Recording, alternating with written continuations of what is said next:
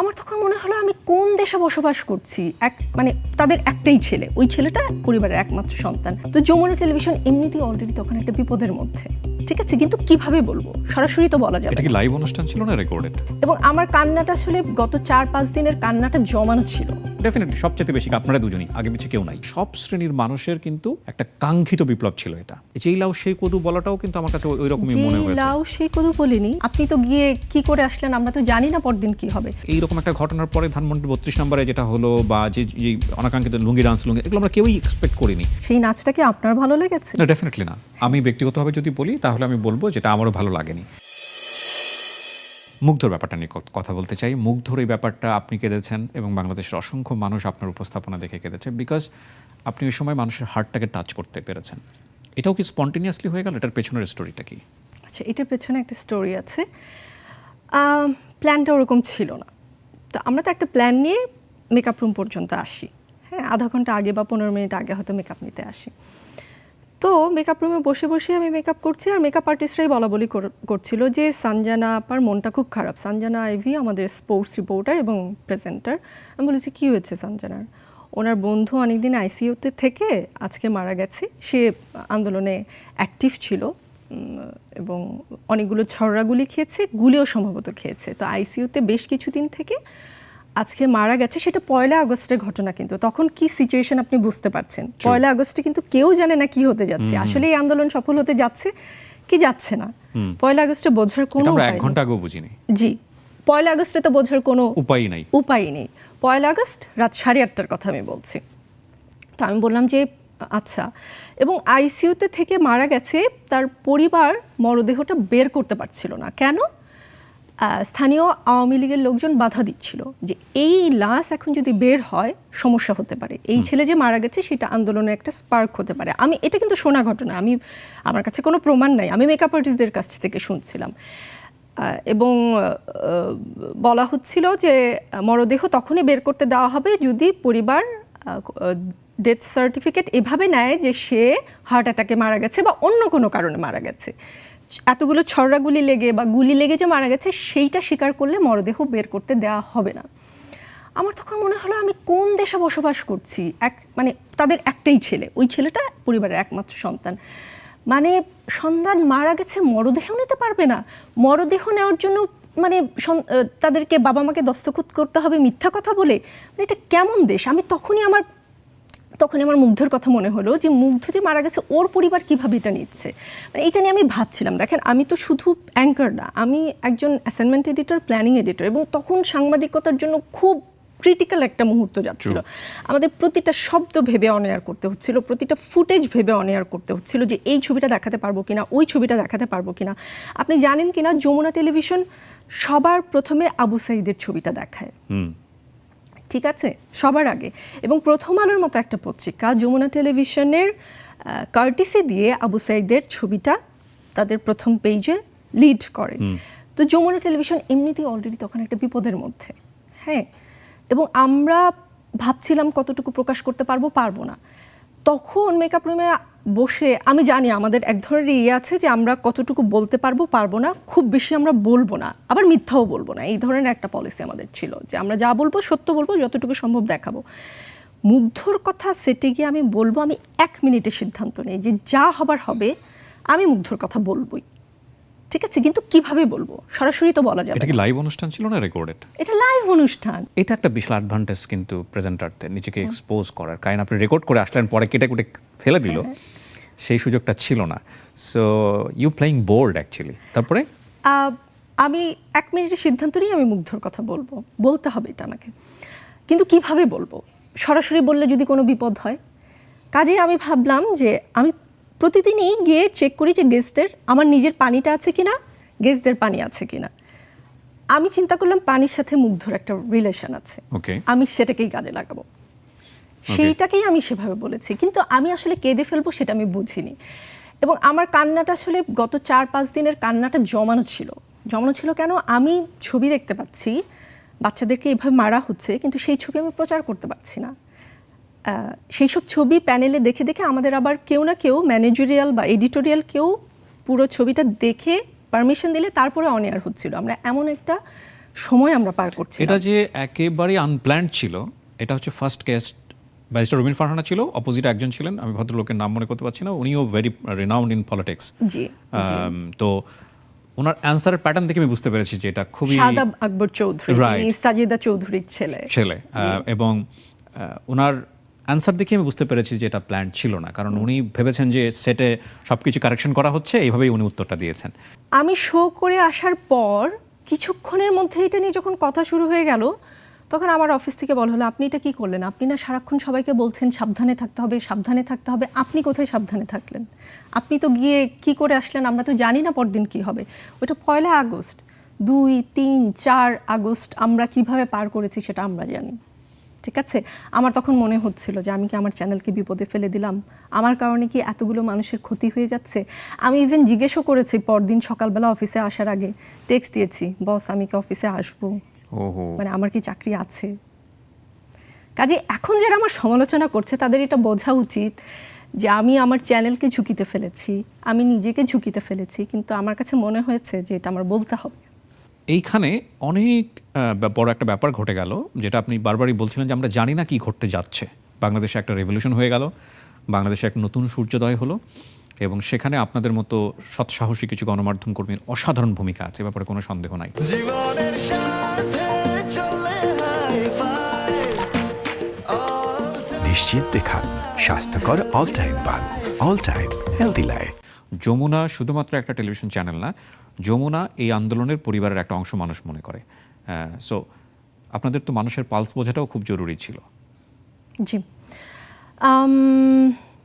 বিষয়টা হচ্ছে দেখেন, তখনও পর্যন্ত আবু সাইদ, রিয়া গোপ, মুগ্ধ, তাদের পরিবারের উপর দিয়ে কী যাচ্ছে? তারা সদ্যই তাদের কাছের মানুষকে হারিয়েছে, যে মানুষগুলো অন্ধ হয়ে যাবে আর কখনো হয়তো দৃষ্টি ফিরে পাবে না, এই আন্দোলনে আহত মানুষগুলো। এখনও গতকালকেও পঙ্গু হাসপাতালে আমার রিপোর্টার গিয়েছে, আমি তার কাছ থেকে শুনেছি পঙ্গু হাসপাতালের কী অবস্থা। সেই অবস্থায় 15ই আগস্টে যদি দেখি যে ঢাকা বিশ্ববিদ্যালয়, আমারই তো বিশ্ববিদ্যালয়, সেখানে গানের সাথে নাচছে মানুষ, বা 32-এ গানের সাথে নাচছে, সেটা আমার ভালো লাগেনি। তাহলে মনে হচ্ছে যে আগে যা ছিল এখন কি তাই হলো কি না? তাই কি হচ্ছে? সেটা কি হওয়ার কথা ছিল? সেই জন্য কি এতগুলো মানুষ মরেছে? সেই জন্য কি এতগুলো মানুষ আহত হলো? সেই জন্য কি এতগুলো বাবা মার বুক খালি হলো? এটা কি আপনার ভালো লাগার কথা? আমি আপনাকে প্রশ্ন করলাম, সেই নাচটা কি আপনার ভালো লেগেছে? না, ডেফিনেটলি না। আমি ব্যক্তিগতভাবে যদি বলি তাহলে আমি বলবো যেটা আমারও ভালো লাগেনি। কিন্তু যেহেতু আমি নিজেও একজন গণমাধ্যম কর্মী, কিন্তু পাবলিক পালসটা বোঝাটা খুবই ইম্পর্ট্যান্ট। এখানে সব শ্রেণীর মানুষের ভিন্ন ভিন্ন রুচি থাকতে পারে, সব শ্রেণীর মানুষের কিন্তু একটা কাঙ্ক্ষিত বিপ্লব ছিল এটা। এখন আমি আপনি বিশ্ববিদ্যালয় পড়ুয়া, আমাদের রুচির যে স্ট্যান্ডার্ড, সেই স্ট্যান্ডার্ড থেকে আমরা সব শ্রেণীর মানুষের রুচিকে একই পাল্লায় মাপতে পারবো না। This is a great point actually. তো আমার দেশের মেজরিটি মানুষ, যদি আমি বলি উইথ ডিউ রেসপেক্ট, এই সেন্সটা জাগানো খুবই ডিফিকাল্ট। এটার জন্য হয়তো আমাদের আরও বড় রেভলিউশন করতে হবে, সময় ধরে করতে হবে, এটা তো চোখে দেখা যাবে না। যে এই পয়েন্টটা ঠিক এই জায়গায়, কিবরিয়া ভাই, রেভলিউশনটা কে করবে? কাউকে না কাউকে শুরু করতে হবে না, কিন্তু এটা আবার হিতে বিপরীত হয়ে যাবে কিনা, মানে আমার দরকার হচ্ছে, আমি যদি এভাবে বলি, দরকার হচ্ছে ডোজ 1, আমি যদি ডোজ 10 দিয়ে দেই তাহলে তো 1টাও আর কাজ করবে না। মানে আমি আপনার সঙ্গে একমত যে আমরা আসলে এইরকম একটা ঘটনার পরে ধানমন্ডি 32 নম্বরে যেটা হলো, বা যে অনাকাঙ্ক্ষিত লুঙ্গি ডান্স, এগুলো আমরা কেউই এক্সপেক্ট করিনি, বরং এগুলো না থাকলেই হয়তো সুন্দর হতো। কিন্তু যেই লাউ সেই কদু বলাটাও কিন্তু আমার কাছে ওই রকমই মনে হয়েছে। লাউ সেই কদু বলিনি, লাউ ও কদুর পার্থক্যটা কি? ফাইন, মানে আলটিমেটলি মিনটা তো ওটাই করে। তো আমার মনে হয় এটা যে আমরা খুব বেশি পরিকল্পনা করে দিয়েছি এক্স্যাক্টলি, আমি আসলে এই অনেস্ট অ্যানসারটাই চাচ্ছিলাম। কেন জানেন, বিষয়টা কিন্তু ওই হাস্তাদদের সাথে গল্প করতে করতে আমরা সবসময় না রিভিউ করি, আমরা 3-4টা অপশন দিই যে আজকে আমরা হেডলাইন কোনটা করব, আমরা কঠিন দেই, সহজ দেই, মানে 3-4টা অপশন দেয়া থাকে। তো সেদিন যেটা হয়েছে, হাসনাতরা একটু আগে এসেছে, ওদের সাথে আড্ডা দিতে দিতে আমরা যেটা করি, একটা রিভিউ মিটিংয়ে বসি যে হেডলাইনটা কী হবে। তো ওদের সাথে গল্প করতে করতেই আমরা সেটে ঢুকে গিয়েছি। আমরা সেদিন রিভিউ করিনি এবং প্রডিউসারকে যেটা দেওয়া হয়েছে সে ওটা ফায়ার করে দিয়েছে। হ্যাঁ, বিষয়টা এরকম। আমরা হয়তো এতটা এইভাবে দিতাম না যদি ওই গল্পটার মধ্যে ঢুকে না যেতাম। আপনি খুব ভালো জানেন ভার্সিটির ছোট ভাই রাইট রাইট ভাই বোনরা আসলে কিরকম একটা গল্প Right, হয়, right. বিষয়টা একটু ওরকম হয়েছে। একদম যে খুব বেশি চিন্তাভাবনা আমরা করে খুব হয়েছে। গবেষণা করে কাউকে অ্যাটাক করার জন্য, কাউকে ছোট করার জন্য দিচ্ছি, বিষয়টা একদমই সেই রকম ছিল না। এবং এইটা যে মানুষ এত সিরিয়াসলি নিয়ে ফেলবে সেটাও আসলে বুঝিনি। হয়তো এইরকম কিছু একটা দিতাম যে আজই কেন নাচতে হলো, এই টাইপের হয়তো কিছু একটা দিতাম, Right. হ্যাঁ, বা সেকেন্ড থার্ড অপশনটা হয়তো এরকম কিছু একটা হতো। তো ওই যেটা হয়েছে, ওই যে পেছনের গল্প না জানলে মানুষ যেটা হয় আর Exactly. কি, হ্যাঁ, তো এই আর কি। জীবনের সাথে চলে হাই ফাই নিশ্চিন্তে খান স্বাস্থ্যকর অল টাইম পান। All time healthy life.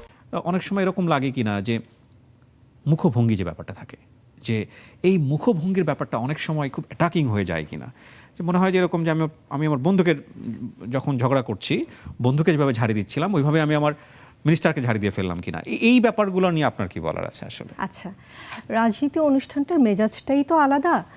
আমি যদি এমন হতো যে একজনের দিকে তাকিয়ে হেসে হেসে কথা বলছি, রাজনীতি অনুষ্ঠানে তো দুপাশে দুজন থাকে, একজনকে খুব হেসে খুব মাথায় তুলে প্রশ্ন করছি, আরেকজনকে আমি ধমক দিয়ে কথা বলছি, তা তো না। দুজনের জন্য এক্সপ্রেশন সমান থাকে। এভাবে প্রশ্ন না করলে ওনারা জবাব দেবেন কেন? কঠিন প্রশ্ন তো কঠিনভাবেই করতে হয়। কঠিন প্রশ্ন হেসেও করা যায়, অবশ্যই হেসে করা যায়, কিন্তু রাজনীতির আমেজটাই এইরকম। আর দেখেন, এই ধরনের প্রশ্ন কিন্তু পশ্চিম থেকে দক্ষিণ, উত্তর থেকে পূর্ব, সব জায়গাতেই আছে। সব জায়গাতেই হয়। আমাদের দেশে নয় কেন? আমাদের দেশে হলে সমস্যা হবে কেন? তার মানে কি আমরা চাই না আমাদের গণমাধ্যম এগিয়ে যাক? বডি ল্যাঙ্গুয়েজটা বিশ্বমানের নিয়ে কথা হোক? বলছি আমি, নিকোল। আমি একমত আপনার সঙ্গে, আমাদের থাকা উচিত, আমাদের আরও ভালোভাবে থাকা উচিত। কিন্তু আমরা যে ধরনের আদব কায়দা শিষ্টাচার ছোটবেলা থেকে দেখে শুনে বড় হই, স্কুল থেকে শুরু করে, পরিবার থেকে শুরু করে, সেখানে আপনি ওয়েস্টার্ন কালচারের একজন সাংবাদিকের বডি ল্যাঙ্গুয়েজ বা আমাদের জায়গা থেকে, আমি যেহেতু জার্নালিস্ট না, আমি উইথ রেসপেক্ট আপনার কাছ থেকে জানতে চাচ্ছি বিষয়গুলো একজন দর্শক হিসেবেই, সেই বডি ল্যাঙ্গুয়েজ আমাদের কালচারের সাথে ম্যাচ করাটা ডিফিকাল্ট কিনা, আমরা অনেক সময় সেটাকে দৃষ্টিকটু মনে করি। তো এটার কি কোনো রকম একটা ব্যালেন্স করা যায়? লাইক আমি আপনাকে আইনমন্ত্রীর সঙ্গে বসে দেখলাম হাসি খুশি, আবার আপনি ওই অনুষ্ঠানে বসে একটু রাফ মেজাজে আছেন। এটা তো আমাদের দর্শকরা বোঝেন না, অনুষ্ঠানের মেজাজ বোঝেন না। দিন শেষে তারা নিকোলকে চেনেন, নিকোল এভাবে কথা বলেন, এবং সেটা যদি নিকোল সকালবেলা দেখা গেল খোশ মেজাজে, সন্ধ্যাবেলা দেখা গেল একটু রাগী মেজাজে, তখন দর্শকরাও কনফিউজ হয়ে যান। কি বলার আছে আপনার আসলে? দুটো অনুষ্ঠান হার্ড টক যিনি করেন বাইরে, তাকে সারা জীবন আমরা ওই স্টাইলই দেখে এসেছি। আমি কি বোঝাতে পারছি? আমি রাইট নাও নাম মনে করতে পারছি না, কিংবা আল জাজিরাতে যারা আছেন, যারা এই ধরনের অনুষ্ঠান করেন সাংবাদিক, তাদেরকে আমরা ওই ওই ওই ব্র্যান্ড ইমেজই দেখে থাকি। কিন্তু আমাদের সাংবাদিকরা সকালবেলা এক মুড, বিকেলবেলা এক mood। না, এইটা একটা ভালো কথা বলেছেন, যে এইটা আমার জন্য শিক্ষণীয়। হতে পারে যে এখন রাজনীতির যে মুডে আপনারা দেখছেন, এর বাইরে আমি আর কখনোই বের হব না, Perfect. সেটা হতে পারে। Perfect. এটা একটা ভালো আইডিয়া। কিন্তু আগে তো অনেক ধরনের অনুষ্ঠান করেছি। এক সময় আমি ধরেন তারার সাথে নামে একটা অনুষ্ঠান করতাম, একজন তারকার সাথে সারাদিন সে কি করছে, সে কি খাচ্ছে। এখন সেই নিকোলের সাথে যদি আপনি ওই আইনমন্ত্রীর সাক্ষাৎকার নেওয়া আনিসুল হকের মিলান, বা এখন রাজনীতি করা নিকোলের মিলান, তাহলে তো হবে না। সেটা ধরেন সিএসবিতে আজ থেকে প্রায় 18 বছর আগে একটা অনুষ্ঠান করা, Right. তখন আমি একজন জুনিয়র রিপোর্টার, তখন আমি যেভাবে প্রশ্ন করতাম, যেই অনুষ্ঠান করতাম, সেটা তো এখন করছি না। আর যে কিবরিয়া ভাই, আপনি একসময় রেডিওতে অনুষ্ঠান করতেন, Right. সেই কিবরিয়া ভাই আর এখনকার কিবরিয়া ভাই নিশ্চয়ই Right. এক নন। True. আপনি নিজেকে ধীরে ধীরে আপনি আরও পরিপক্ক হয়েছেন, আপনার আরও ম্যাচিউরিটি হয়েছে, বা আপনি নিজেকে বদলেছেন। বদলায় না মানুষ নিজেকে?